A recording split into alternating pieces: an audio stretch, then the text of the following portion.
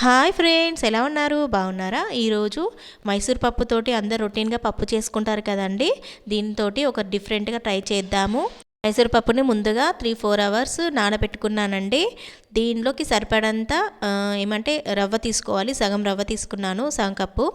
తర్వాత దీనిలో అంటే మనము వడలు దోశపిండి ఎలా చేసుకుంటామో అలాగే అండి, ఏం లేదు. దీనిలో మిర్చి ఎల్లిపాయలు, జీలకర్ర, పెరుగు కూడా వేసుకోవాలండి. సగం కప్పు పెరుగు కూడా వేసాను. వేసి మిక్స్ పట్టేసుకొని పక్కన పెట్టుకోవాలి. వేసి మంచిగా మెత్తగా గ్రైండ్ చేసుకోవాలండి. చాలా టేస్టీగా ఉందండి. తర్వాత దీన్ని ఒక బౌల్లో వేసుకొని సరిపడంత వాటర్, ఉప్పు వేసుకొని కలిపేసుకోవాలి. ఒక 20 మినిట్స్ నానబెట్టుకోవాలండి. చాలా ఈజీగా ఉంది, మళ్ళీ తొందరగా అయిపోతుంది కదా అండి. పిల్లలు ఉన్న వాళ్ళకైతే ఈవినింగ్ వచ్చినప్పుడు వాళ్ళ స్నాక్స్ అడుగుతారు కదా, ఇలా చేసి పెట్టండి. చాలా ఈజీగా అయిపోతుంది, పిల్లలు కూడా ఇష్టంగా తింటారు. ఓకేనా? చూడండి, ఇలా దోశలాగా వేసేసుకున్నాను, అంతే.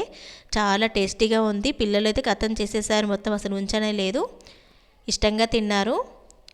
మీ పిల్లలు కూడా ఇలాగే తింటారండి. ఒకసారి ట్రై చేయండి ఫ్రెండ్స్.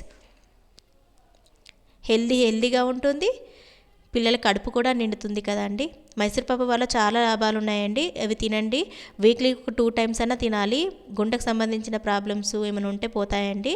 మళ్ళీ దీని మైసూర్పప్పు గురించి దానికి సంబంధించిన బ్యూటీ టిప్స్ కూడా చేస్తాను. ఓకేనా? Bye friends.